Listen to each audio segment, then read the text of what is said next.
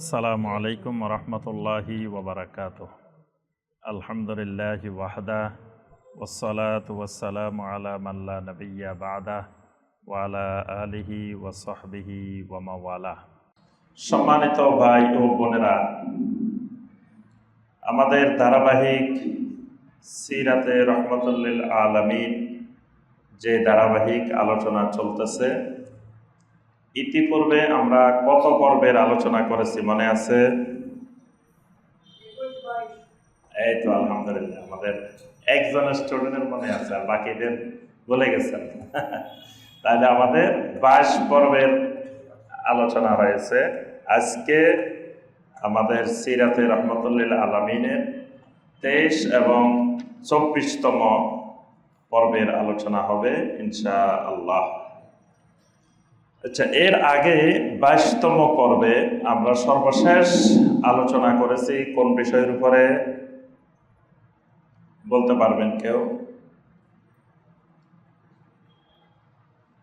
সর্বশেষ আলোচনা ছিল আমাদের মদিনা পুনর্গঠন।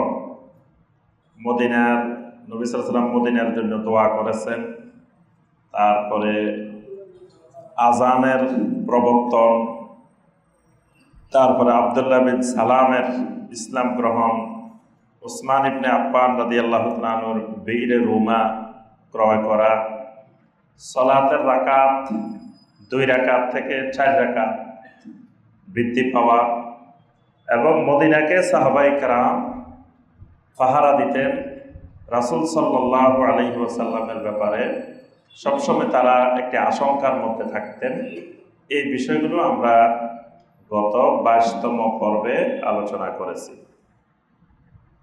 আজকে 23তম পর্বে আমরা যে বিষয়গুলো আলোচনা করব ইনশাআল্লাহ, আদাউল ইসলাম ফিল মাদিনা, অর্থাৎ মদিনা মুনাওয়ারায় ইসলামের শত্রু কারা কারা ছিল।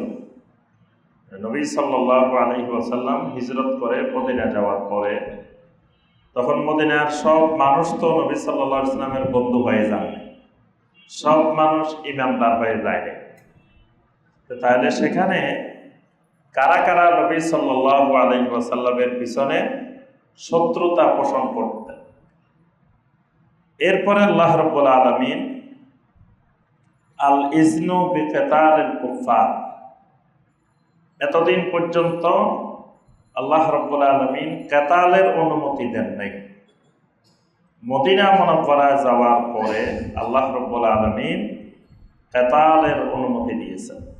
কেতাল মানে যুদ্ধ করা, লড়াই করার আল্লাহ রাব্বুল আলামিন অনুমতি দিয়েছেন। এই অনুমতি সম্পর্কে এই বিষয়গুলো আমরা 23তম পর্বে আলোচনা করব। আর 24তম পর্বে যে বিষয়গুলো আলোচনা করব, প্রথম হিজরির সারিয়া, নবী সাল্লাল্লাহু আলাইহি ওয়াসাল্লাম গুরুত্বপূর্ণ যে সারিয়াগুলা পরিচালনা করেছিলেন। ছোট ছোট যুদ্ধ, এগুলাকে বলা হয় সারিয়া। একটা হলো জিহাদ, কেতাল, বড় বড় যুদ্ধ, আর একটা হলো সারিয়া। তো প্রথম হিজরিতে কোনো জিহাদ হয় নাই, বড় জিহাদ হয় নাই, কোনো কাতাল ফি সাবিলিল্লাহ হয় নাই।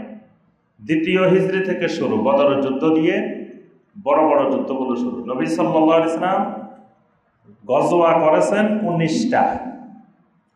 নবী সাল্লাল্লাহু আলাইহি ওয়াসাল্লামের গাজওয়া মানে বড় বড় যেগুলো ছিল, এই যুদ্ধগুলোকে বলা হয় গাজওয়া। তো গাজওয়া ছিল কয়টা? 19টা। এর বাহিরে অনেকগুলো সারিয়া ছিল। তো প্রথম হিজরিতে নবী সাল্লাল্লাহু আলাইহি ওয়াসাল্লামের যে সারিয়াগুলো, প্রথম হিজরিতে 2 জন বিশিষ্ট সাহাবী মৃত্যুবরণ করেছেন। মানে সাহাবায়ে কেরামের স্বাভাবিক মৃত্যু মদিনা মুনাওয়ারাতে হিজরতের পরে প্রথম হিজরি থেকে শুরু। এর আগে মক্কা মুকাররমায় অনেকে মৃত্যুবরণ করেছেন, অনেকে শাহাদাত বরণ করেছেন, অত্যাচার, জুলুম, নির্যাতনে শাহাদাত বরণ করেছেন। মদিনাতে যাওয়ার পরে প্রথম 2 জন সাহাবী মৃত্যুবরণ করেছেন। এরপরে দ্বিতীয় হিজরিতে যে সারিয়াগুলো পরিচালিত হয়, এরপরে কিবলা পরিবর্তন, এরপরে সিয়ামে রমাদান ফরজ হওয়া, এই বিষয়গুলো আমরা 24তম পর্বে আলোচনা করব ইনশাআল্লাহ। অর্থাৎ বদর, গাজওয়ায়ে বদরের আগ পর্যন্ত আজকে আমাদের 23 এবং 24তম পর্বের আলোচনা। প্রথমে আমরা যেটি আসি, আদাউল ইসলাম ফিল মদিনা। মদিনা মুনাওয়ারা ইসলামের দুশমন, ইসলামের শত্রু কারা কারা ছিল? পৃথিবীতে প্রত্যেকটি মানুষের বন্ধু চিনা যেমন ফরজ, শত্রু চিনাও ফরজ। বন্ধু চিনা যেমন ফরজ, শত্রু চিনাও ফরজ। এই বন্ধু আর শত্রু চিনা, এটাকে শরীয়তের ভাষায় বলা হয় আল ওয়ালা ওয়াল বারা। আল ওয়ালা ওয়াল বারা নাম শুনছেন এর আগে? আল ওয়ালা আল বারা আমাদের দেশে তেমন একটা আলোচনা হয় না।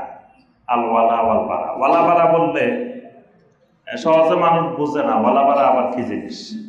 আল ওয়ালা ওয়াল বারা, ওয়ালা মানে কার কার সাথে আমার বন্ধুত্ব হবে, বারা মানে কার কার সাথে আমার সম্পর্ক ছিন্ন হবে। এটা হলো ওয়ালা বারার নীতিমালা। তাহলে আমাদের বন্ধু কারা কারা? একজন ইমানদারের বন্ধু কারা কারা বলেন তো দেখি। আপনারা বন্ধু ছিলেন কিনা আগে এই পরীক্ষা হয়ে যাক। আমাদের বন্ধু কারা কারা? কারণ আমি একজন ইমানদার, আপনি একজন ইমানদার। একজন ইমানদার হিসাবে আমার বন্ধু হবে কারা কারা? জি, একটা শ্রেণী পাওয়া গেছে। আর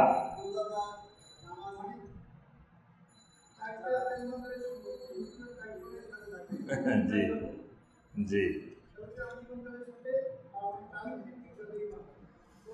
আল্লাহ রাব্বুল আলামিন কোরআনে কারিমের মধ্যে অসংখ্য আয়াতে বন্ধু কারা কারা হবে জানিয়ে দিয়েছে। 1 নম্বর বন্ধু হবে ইমানদারের আল্লাহ। 1 নম্বর বন্ধুকে আল্লাহ। আল্লাহু ওয়ালিয়্যুল্লাযীনা আমানু। আল্লাহ রাব্বুল আলামিন ইমানদারদের কি বন্ধু। ওয়ালি, ওয়ালি মানে বন্ধু। ইমানদারদের 1 নম্বর বন্ধু আল্লাহ রাব্বুল আলামিন। ইন্নামা ওয়ালিয়্যাল্লাহুল, ইন্নামা ওয়ালিয়্যাল্লাহ, আমার একমাত্র বন্ধু হলো আল্লাহ। ইন্নামা ওয়ালিয়্যুকুমুল্লাহু ওয়া রাসূলুহু ওয়াল্লাযীনা আমানুল্লাযীনা ইউকীমুনাস সালাহ। ইমানদারদের, তোমাদের ওয়ালি হবে, বন্ধু হবে 1 নম্বরে আল্লাহ। এজন্য আমরা সবচেয়ে বেশি মহব্বত করি, ভালোবাসি কাকে? আল্লাহ রাব্বুল। কারণ আমাদের 1 নম্বর বন্ধু আল্লাহ। আমাদের কি 1 নম্বর বন্ধু। আল্লাহর চেয়ে বড় বন্ধু আমাদের আর কেউ নাই। এবং আল্লাহ রাব্বুল আলামিনেরও জমিনে 1 নম্বর বন্ধু হলো ইমানদাররা। আল্লাহ পাক কোরআনে কারিমে বারবার ঘোষণা দিয়েছেন যে ইমানদাররাই হলো জমিনে আমার বন্ধু, ওয়ালি। তাহলে আল্লাহর সাথে ইমানদারদের সম্পর্কটা হলো বেলায়েতের সম্পর্ক, বন্ধুত্বের সম্পর্ক। এই জন্য একজন ইমানদার বন্ধু চিনতে হবে। অনেকে আমরা বন্ধু চিনতে ভুল করে ফেলি। তাহলে 1 নম্বর বন্ধু আল্লাহ। 2 নম্বর বন্ধু ওয়া রাসূলুহু, আল্লাহ রাব্বুল আলামিনের রাসূল। আল্লাহ রাসূল আমাদের বন্ধু। ইন্নামা ওয়ালিয়্যুকুমুল্লাহু ওয়া রাসূলুহু, তোমাদের বন্ধু হবেন আল্লাহ, তোমাদের বন্ধু হবেন আল্লাহ রাসূল। তারপরে আমাদের বন্ধু হলো আল্লাযীনা আমানু। জমিনে যত ইমানদার আছে, ইমানওয়ালা মানুষ আছে, এরা সবাই আমাদের কি? অর্থাৎ ইমানদারের বন্ধু হবে 3 শ্রেণী, আল্লাহ, রাসূল এবং ইমানদাররা। আচ্ছা, ইমানদারের শত্রু হবে কারা কারা বলেন দেখি। আপনারা শত্রু চিনতে পারছেন কিনা? শত্রু না চিনতে পারলে সারা জীবন যুদ্ধ করিও বিজয় লাভ করতে পারবেন না। কারণ শত্রু চিনেন না, তা কার বিরুদ্ধে যুদ্ধ করবেন? বরং দেখা যাবে শত্রু না চিনলে বন্ধুর সাথে যুদ্ধ করে বসে থাকবেন। জি, হয় নাই। 1 নম্বর শত্রু এখানে কেউ চিনে নাই। কি হানিফ ভাই কি বলবেন দেখি? 1 নম্বর শত্রুকে? জি না, নফস। 1 নম্বর শত্রু দেখেন, হ্যাঁ কত বড় দুশ্মন, এর নামটা মানুষ জানে না। এত গোপন দুশ্মন, এত গোপন শত্রু, সব শেষ করে ফেলে, কিন্তু মানুষ তাকে চিনতে পারে না। সে প্রকাশ্য দুশ্মন না, সে হলো গোপন দুশ্মন। আর ইবলিস হলো ইন্নাশ শায়তানা লাকুম আদুব্বুম মুবিন, শয়তান হলো প্রকাশ্য দুশ্মন। এজন্য প্রকাশ্য দুশ্মন মানুষ চিনে, গোপন দুশ্মন মানুষ চিনতে পারে না। তাহলে ইমানদারের 1 নম্বর শত্রু নফসে আম্মারা, নফসে আম্মারা। এই নফসটা মানুষকে শুধু ইন্নান নাফসা লাআম্মারাতুম বিসসু, এই কথাটা বলছেন ইউসুফ আলাইহিস সালাম। ইউসুফ আলাইহিস সালাম বলছেন ইন্নান নাফসা লাআম্মারাতুম বিসসু, যে নফসটা মানুষকে মন্দ কাজের প্রতি, সু এর প্রতি কঠিন নির্দেশ দেয়। আম্মারা, আম্মারা এটা একেবারে ইসমে ফাইল মুবালাগা সিগা। আম্মারা লাআম্মারাতুম বিসসু, এটা মানুষকে কি করে? গুনাহের কাজের, খারাপ কাজের, মন্দের নির্দেশ দেয়। এটা ইবলিসের চাইতেও বেশি দুশ্মন। এটা 1 নম্বর দুশ্মন। 2 নম্বর দুশ্মন, এবং যে এই দুশ্মনের পাল্লায় পড়ছে তার দুনিয়া আখিরাত বরবাদ। যে এই নফসের ইত্তেবা করা শুরু করছে, হাওয়ার ইত্তেবা করা শুরু করছে, তার দুনিয়া আখিরাত সব বরবাদ। 2 নম্বর দুশ্মন ইবলিস, সে হলো প্রকাশ্য শত্রু। 3 নম্বর দুশ্মন, 3 নম্বর শত্রু কারা? শেষ না আরো আছে? 2টার পরে শত্রু আর আছে নাকি নাই? আমরা কিন্তু এর আগে আলোচনা করছি, কিন্তু বলে গেছেন আপনারা। 3 নম্বর হলো আল কুফার ওয়াল মুনাফিকুন, কাফের এবং মুনাফিক। 4 নম্বর আহলুল বেদা ওয়াল মুনকারাত। আহলুল বেদাও কিন্তু ইমানদারের বন্ধু না। আহলুল বেদা, যারা বেদাত সৃষ্টি করে, বেদাত আকীদার বেদাত তৈরি করে, বড় বড় বেদাত সাপ্লাই করে, বেদাত তৈরি করে, তারাও ইমানদারের বন্ধু না। তারা ইমানদারের অকল্যাণকামী, ইমানদারের ক্ষতি করে, ইমানদারকে জাহান্নামমুখী করে। এজন্য আহলুল বেদাও ইমানদারের কি? শত্রু। তাহলে বন্ধু আর শত্রু চিনে রাখতে হবে। তাহলে আমাদের 1 নম্বর বন্ধু আল্লাহ, 2 নম্বর বন্ধু রাসূল, 3 নম্বর বন্ধু জমিনে যত ইমানদার বান্দা আছে, এরা আমাদের বন্ধু। আর শত্রু 4 রকমের। 1 নম্বর নফসে আম্মারা, 2 নম্বর ইবলিস, 3 নম্বর আল কুফার ওয়াল মুনাফিকুন, 4 নম্বর আহলুল বেদা ওয়াল মুনকারাত। এটা ইমাম ইবনুল কাইয়িম রাহিমাহুল্লাহ, ইমাম ইবনুল কাইয়িম রাহিমাহুল্লাহ তিনি জাদুল মাআদের মধ্যে বিস্তারিত আলোচনা করেছেন এই বিষয়ের উপরে। কারণ এটা ইমানের সর্বোচ্চ নীতিমালা। নবী সাল্লাল্লাহু আলাইহি ওয়াসাল্লাম বলেছেন আওসাকু উরাল ঈমান, এটা ঈমানের সর্বোচ্চ শাখা। ওয়ালা বারা, মানে বন্ধু কারা কারা, শত্রু কারা কারা, এটা ঈমানদারকে চিনতে হবে। শত্রুর সাথে শত্রুর মতো আচরণ, বন্ধুর সাথে বন্ধুর মতো আচরণ করা। এখন নবী সাল্লাল্লাহু আলাইহি ওয়াসাল্লাম মদিনা মুনাওয়ারা যাওয়ার পরে বন্ধু কারা, এটা আমরা আলোচনা করেছি এর আগের পর্বে। বন্ধু যেই সাহাবীগুলো বায়াতে আকাবা অংশগ্রহণ করেছিলেন, বায়াতে আকাবা থেকে যারা মদিনা মুনাওয়ারা এসে দাওয়াত দিয়েছিলেন, তাদের দাওয়াতে যারা ইসলাম গ্রহণ করেছিলেন, এরা হলো নবী সাল্লাল্লাহু আলাইহি ওয়াসাল্লামের এবং ইসলামের কি?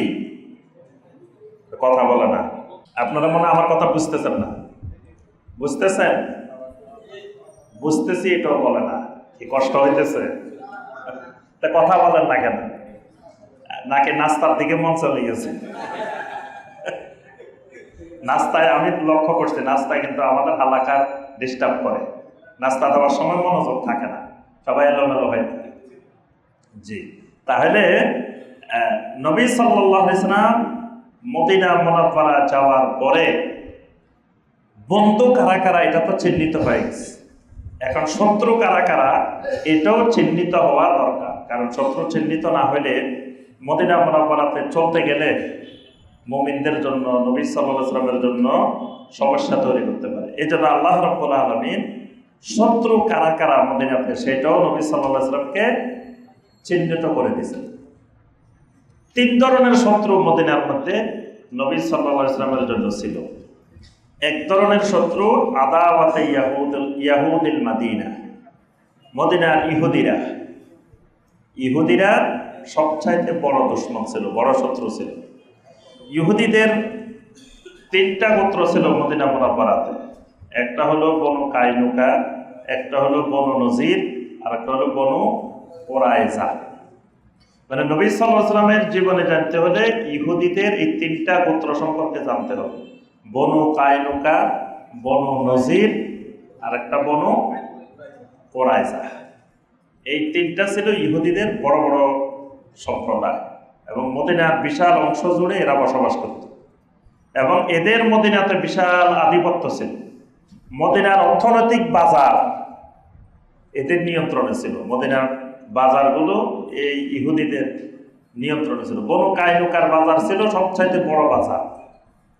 বনু কাইনুকার বাজার মদিনার মধ্যে সবচাইতে বড় বাজার, মানে অর্থনৈতিক প্রাণ কেন্দ্র, অর্থনীতির কেন্দ্রবিন্দু এই ইহুদিদের মধ্যে ছিল। এরা বড় বড় ব্যবসায়ী ছিল, এবং এরা সুদের কারবারি ছিল। এরা সুদের বড় বড় কারবারি ছিল, এবং আন্তর্জাতিক বিশ্বে ব্যবসা বাণিজ্যের সাথে এরাই সম্পৃক্ত ছিল। আল্লাহ রাব্বুল আলামিন কোরআনে কারিমে বলে দিয়েছেন, লাতাজিদান্না আশাদ্দান-নাসি আদাওয়াতাল লিল্লাযীনা আমানুল ইয়াহুদ ওয়াল্লাযীনা আশরাকু। লাতাজিদান্না আশাদ্দান-নাসি আদাওয়া, মানুষের মধ্য থেকে শত্রুতার দিক থেকে সবচাইতে কঠিন শত্রুতা তাদেরকেই পাবে যারা আল ইয়াহুদ, যারা ইহুদি, ওয়াল্লাযীনা আশরাকু, এবং যারা মুশরিক। এবং এটা কিয়ামত পর্যন্ত, এটা খালি ওই সময়ের জন্য না, কিয়ামত পর্যন্ত ঈমানদারদের পিছনে যারা শত্রুতা পোষণ করবে তারা হবে ইয়াহুদ এবং মুশরিক। মদিনার এই ইহুদিদের মধ্যে সবচাইতে জঘন্যতম কয়েকজন ইহুদি ছিল। এরা নবী সাল্লাল্লাহু আলাইহি ওয়াসাল্লামের বিরুদ্ধে শত্রুতাটাকে তাদের জীবনের মিশন, তাদের জীবনের মূল টার্গেট বানিয়ে নিছে। 24 ঘন্টা এরা এই কাজটাই করতো, আর কোনো কাজ করতো না। মানে নবী সাল্লাল্লাহু আলাইহি ওয়াসাল্লাম এবং সাহাবায়ে কেরামের ক্ষতি করাটাই ছিল এদের কাজ। কেমনে ক্ষতি করা যাবে, কিভাবে, কোথায় কি করতে হবে, এরা 24 ঘন্টা এই কাজেই নিয়োজিত থাকতেন। এদের মধ্যে 1 নম্বরে হুয়াই বিন আখতাব, আবু ইয়াসির বিন আখতাব, কাব বিন আশরাফ, রাফে বিন হারমালা। এই 4 জন হলো একেবারে লিডার, মেইন ইহুদিদের মধ্যে। এই 4 নেতা, এরা ছিল নেতা, বড় বড় নেতা ইহুদিদের। এই 4 জন নবী সাল্লাল্লাহু আলাইহি ওয়াসাল্লাম মদিনা যাওয়ার পরে তারা আর কোনো কাজ করতো না। তাদের কাজ একটাই, শুধুমাত্র নবী সাল্লাল্লাহু আলাইহি ওয়াসাল্লাম এবং সাহাবায়ে কেরামদের ইসলামের ক্ষতি করা। এদের নামগুলো অনেক হাদিসের মধ্যে আসছে, তাফসিরে আসছে, হাদিসে আসছে। এই হুয়াই বিন আখতাব, আবু ইয়াসির বিন আখতাব, কাব বিন আশরাফ, রাফে বিন হারমালা। এবং কাব বিন আশরাফ যিনি, এই ব্যক্তি মুনাফিকদেরকেও নিয়ন্ত্রণ করত। মুনাফিকদের যোগসাজশ ছিল এই কাব বিন আশরাফের সাথে। সে বড় বিচারপতি ছিল, মদিনার বিচার আচার করত সে।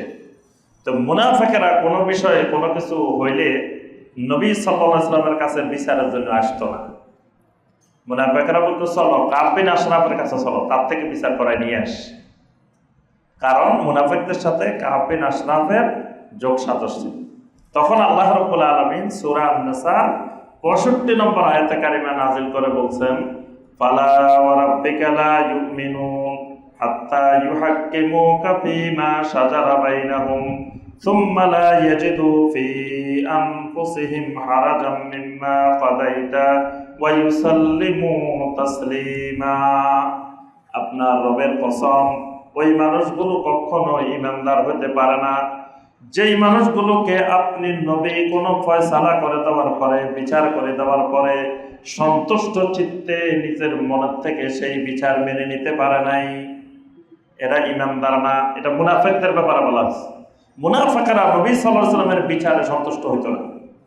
তাদের কাছে ভালো লাগতো কাব বিন আশরাফের বিচার। তো এই মানুষগুলো ইহুদিদের মধ্যে সবচেয়ে বড় বড় দুশমন ছিল। 2 নম্বর যে পক্ষটা ছিল সেটা ছিল আদাওয়াত কুফার এল মাদিনা, মদিনার কুফারদের শত্রুতা। মদিনাতে কাফের যারা ছিল এই শত্রুতার নেতৃত্ব দিত আবু আমের আর রাহিব। আবু আমের আর রাহিব, এই আবু আমের ছিল কাফেরদের মধ্যে লিডার। মনে রাখবেন, ইহুদিদের লিডার ছিল কাব বিন আশরাফ, হুয়াই বিন আখতাব, এই দুইজন ছিল মেইন ইহুদিদের মধ্যে। আর কুফারদের মধ্যে, মুশরিকদের মধ্যে লিডার ছিল আবু আমের। আবু আমের এই নামটা মনে রাখবেন, এই শয়তানের আবু আমের। মক্কাতে যেমন ছিল আবু জাহাল, আবু লাহাব, উতবা, সাইবা, আখনাস ইবনে সুরাইক, ওয়ালিদ ইবনে মুগীরা, এরা ছিল মক্কা মুকাররমা। ঠিক মদিনাতে হুয়াই বিন আখতাব, কাব বিন আশরাফ, আবু আমের, আব্দুল্লাহ বিন উবাই। আবু আমের ছিল এই কুফারদের মধ্য থেকে।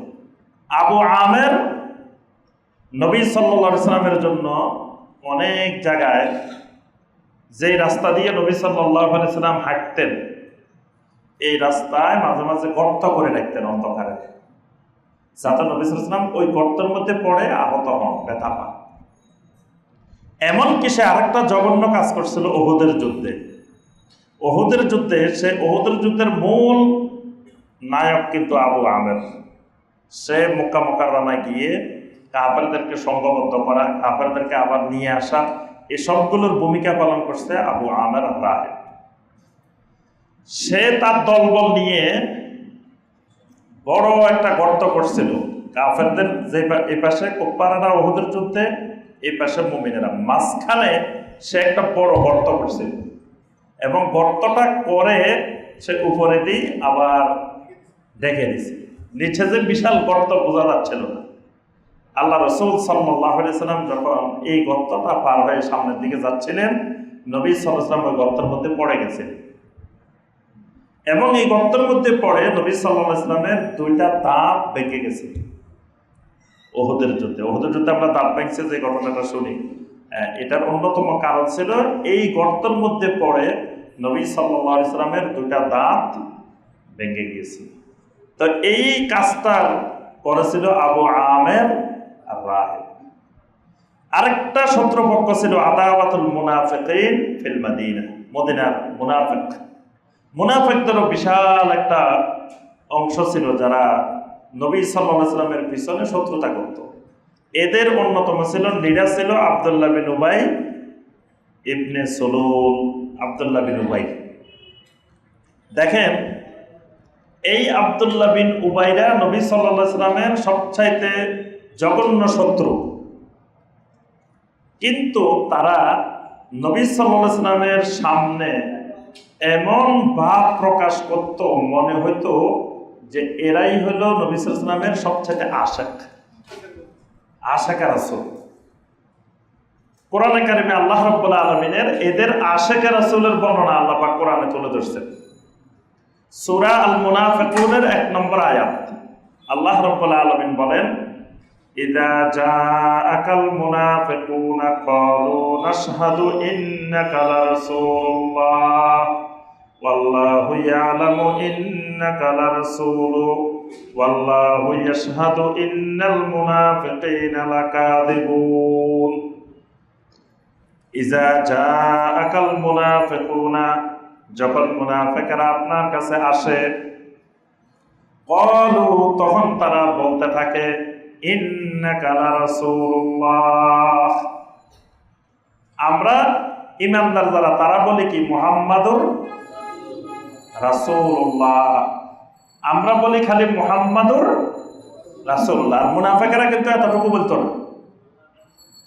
মুনাফিকরা বলতে ইন্নাকা লারাসূলুল্লাহ, আমরা বলি রাসূলুল্লাহ, মুনাফিক বলতো কি লা রাসূলুল্লাহ, মানে কি